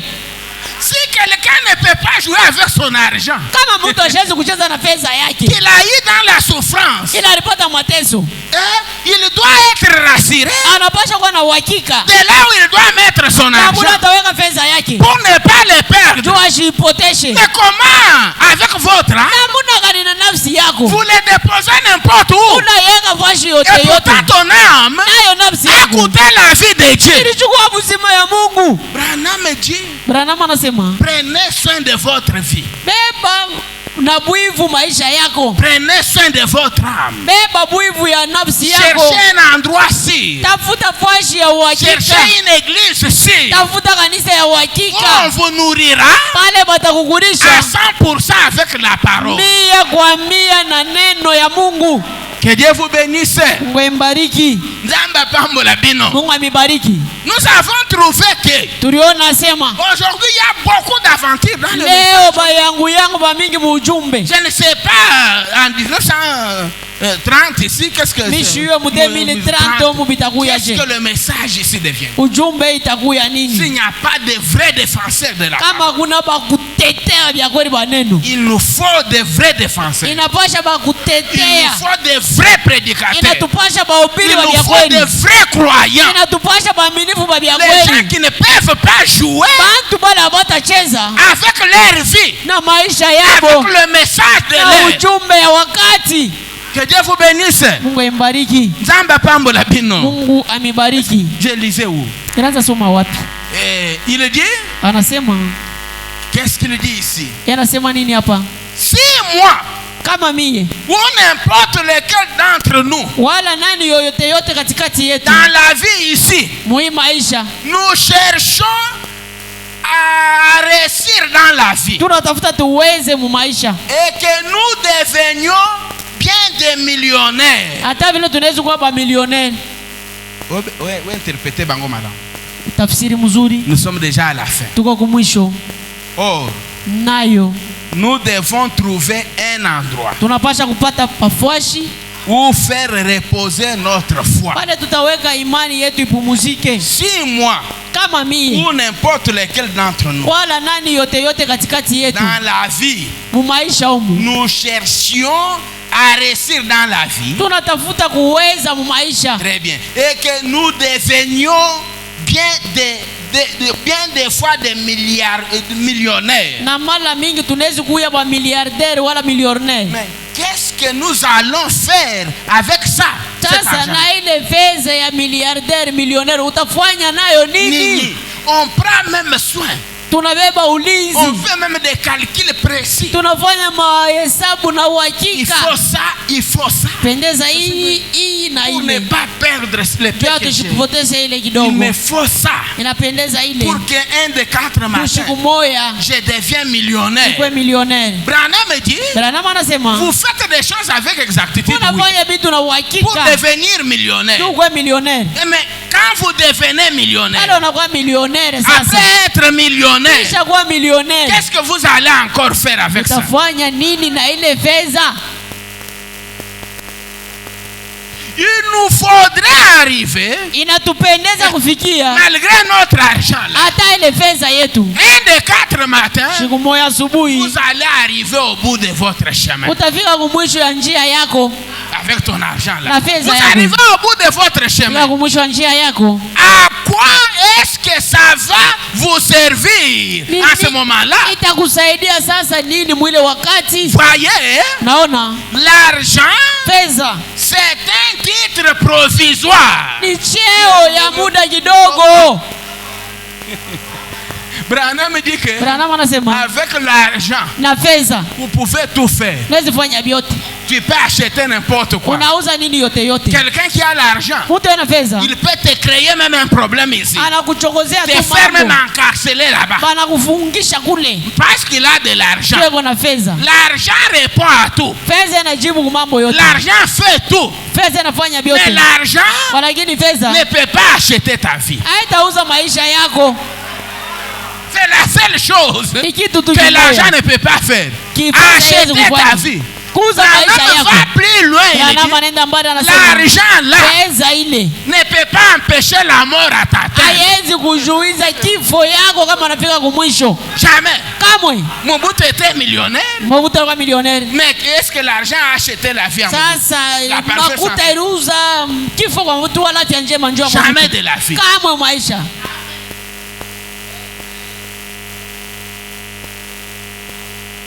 C'est là où il y a un problème. Ndio pale peko mambo. Il dit, anasema l'argent, fedha, c'est un titre provisoire. Icheo ya muda kidogo. C'est un moyen inamuna d'échange. Ya kubadilisha vitu. Très bien. Mzuri. Mais on ne peut pas l'échanger contre la vie. Haiwezi kuibadilisha na maisha. Dieu seul possède la vie. Mungu peke yake ndio lego na maisha. Wala uzima. Si l'argent était un moyen d'échange, kama fedha ilikuwa namna ya kubadilisha vitu, Zaché ne devrait pas aller devant Jésus. Zakayo ashikupasha kwenda mbele ya Yesu. Que je vous lise ça, on termine. Tunamalizia pale. Branham dit, Branham anasema, vous les achetez d'aujourd'hui. Vous les achetez. L'homme d'affaires présent ce soir, suivez-moi. On peut parler de l'argent, c'est bien. Mais écoutez-moi, vous les hommes d'affaires. Même moi, je suis un homme d'affaires. Chaque personne ici présente, c'est un homme d'affaires. Chaque personne a besoin de l'argent. Souvenez-vous. Souvenez-vous que vous ne pouvez pas vous cacher sous les feuilles de figuier. Que Dieu vous bénisse. Il sait exactement où vous vous trouvez. Branham dit que Zaché que vous écoutez là, c'était un petit bout d'homme. Il a entendu parler de Jésus. Il savait que Jésus avait quelque chose que lui n'avait pas. Lui était millionnaire. Mais Jésus, lui, a été millionnaire. Mais avec quelque chose de plus. La vie éternelle. C'est ainsi que Zaché a fait. Qu'est-ce qu'il a fait? C'était un bon homme. Il a su que Jésus devrait passer par ça. Puisqu'il y avait déjà des mandalas là, l'homme d'affaires s'est informé. Pourquoi vous avez mis toutes ces choses ici? Que Jésus de Nazareth doit passer par ici. Il a dit, mais je suis fait. Est-ce que même s'il passait dans la foule, est-ce qu'il me verra moi? Il ne me verra pas. C'est ainsi que Zaché a grimpé sur un arbre. Au lieu de rester là, il savait que c'était un homme d'affaires. Si les gens me voient, moi, un homme d'affaires, comment ils diront? Anabeba mayani ya mzetuni, analifinika paka tumacho. Il a gardé ses yeux ouverts. Il voulait voir seulement Jésus quand il pouvait passer par là. Et personne n'a vu Zaché là-bas. Il était caché dans les figuiers. Et quand Jésus passait par là, Branham me dit qu'il connaît chaque personne ici présente. Là où tu es assis là, Jésus savait que ce soir tu dois t'asseoir là-bas. Il peut discerner même la pensée de ton cœur. Il connaît toutes choses. Pendant qu'il passait, alors que personne n'a vu Zaché, Jésus s'est tenu là-bas. Il a regardé, il a dit, Zaché, je t'ai vu, descends de cet arbre. Car aujourd'hui, le royaume des cieux va entrer dans ta maison.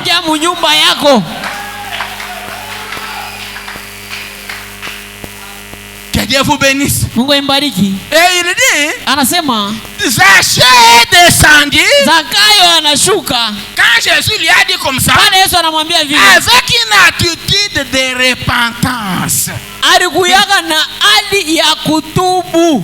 pendant qu'il est descendu, Pale anaanza il kushuka. savait déjà Aliyosema qu'il est devant celui qui est 3 fois plus. eko kumbele ya ule Écoutez ce qu'il avait dit. Pour terminer.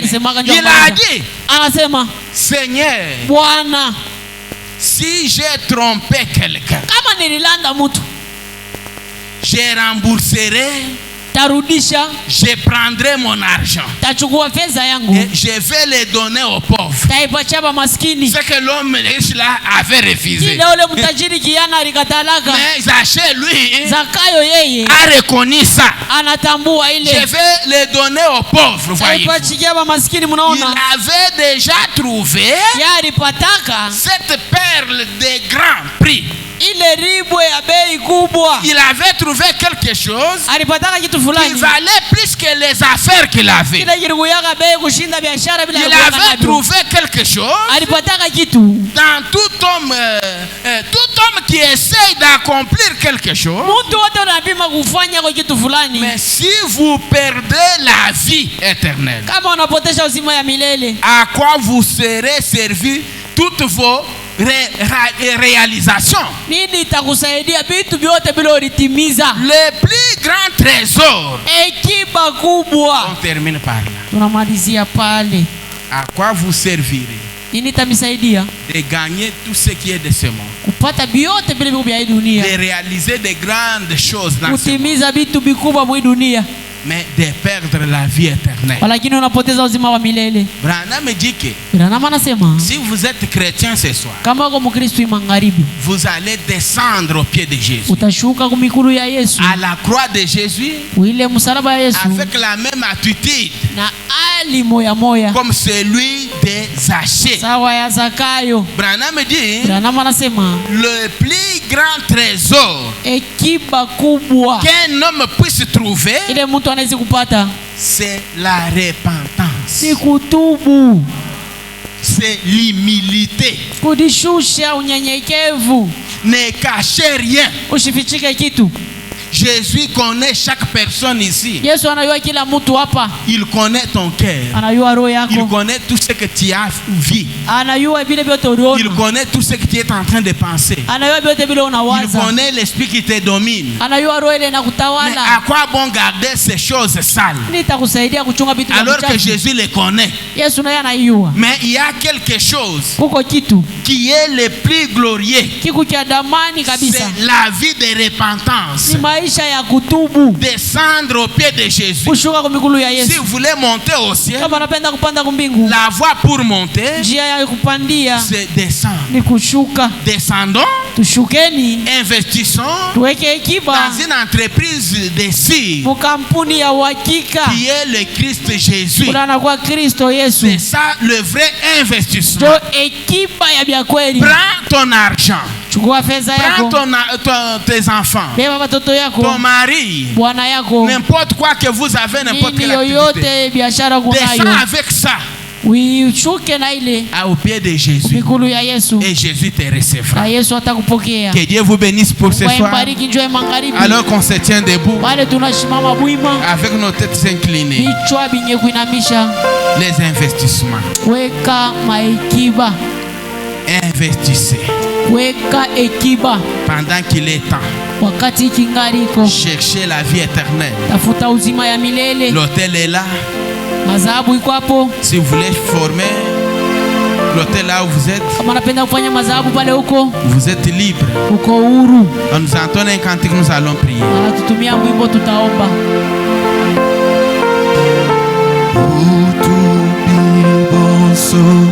Papa bulomba ebu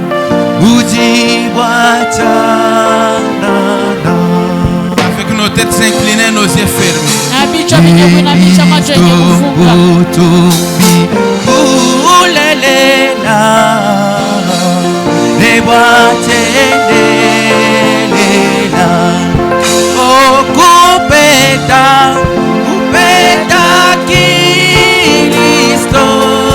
Wewe Bwana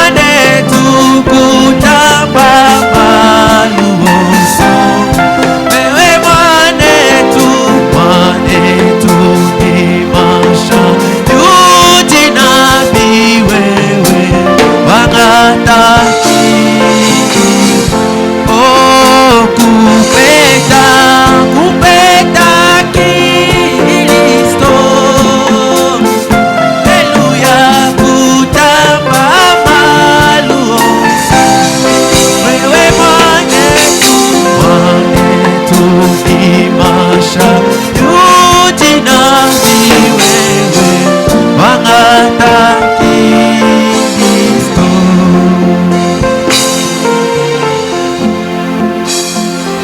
Nous allons continuer à prier à la maison. Suivez la prière. Tutaendelea kuomba kunyumba, kufuate maombi.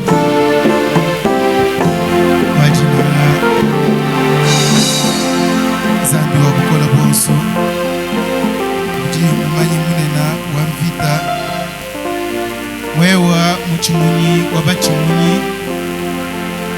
wafuma kuti twambila mwabeyo mukalenga mutuji mwakwangata jihangajika ilikaji ja halukasa nasha ikengela kwanji kulonga chintu chonsu wakumona wakwangata jihangajika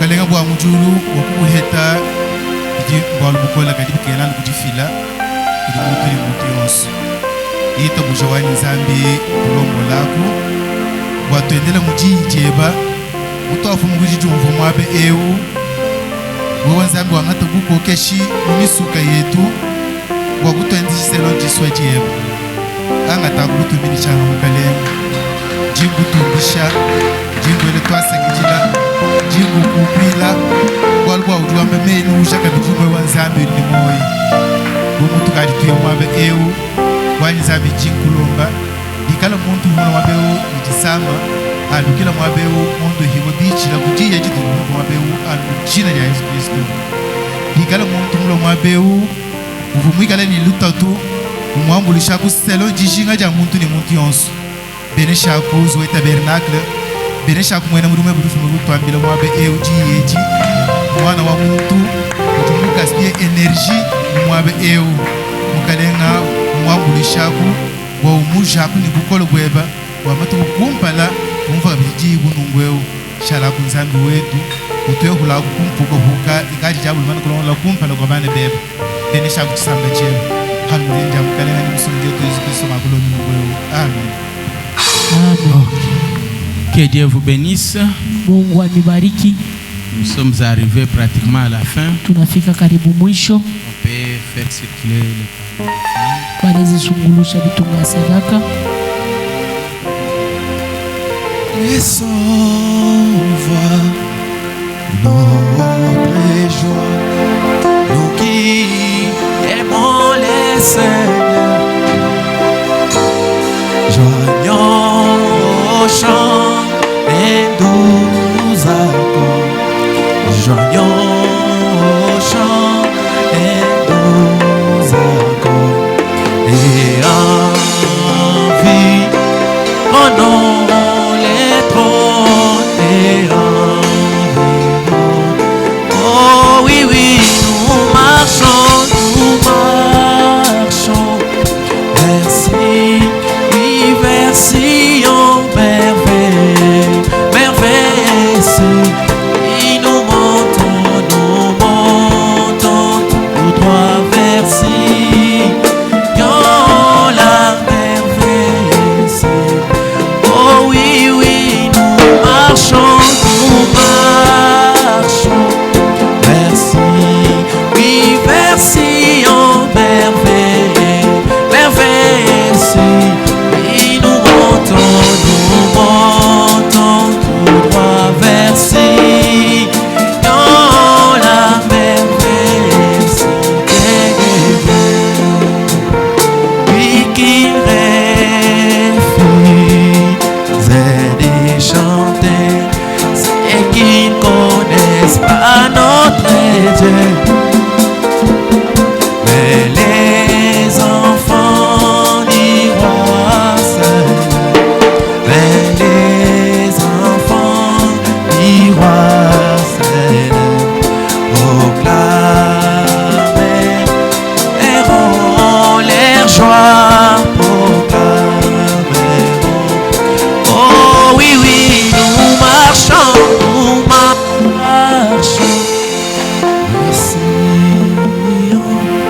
Nous sommes arrivés pratiquement à la fin. Tunafika kumwisho. C'est pas les diacres. Vous avez des communiqués à donner? Shiwe bashemashi kuna matangazo ya kuleta. Il n'y a pas de communiqués. Hakuna matangazo. Nous vous exhortons à venir nombreux le dimanche. nanisubutisha mukuyeba mingi mujuma. Si tout va bien, venez nombreux, invitez quelqu'un Kama yote inaendeka mzuri mukuyeba mingi, alika mutu pour qu'il vienne écouter la parole de Dieu. kwa mushikie neno ya Mungu. Pour ce soir, Jai magharibi, allons tous dans la paix du Seigneur Jésus. twende na amani ya Bwana Yesu Kristo.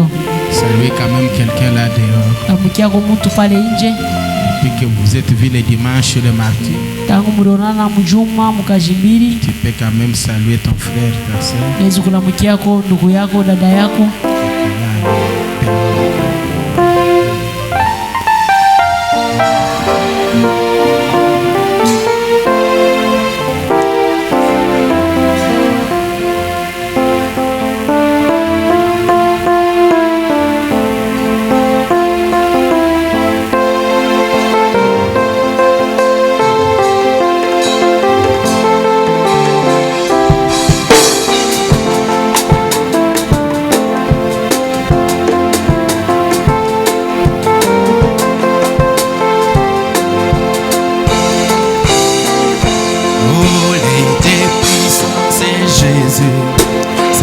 Prince des paix, les pères de l'éternité et les rois des beautés, les merveilles en sagesse, par qui toute chose est faite, la plénitude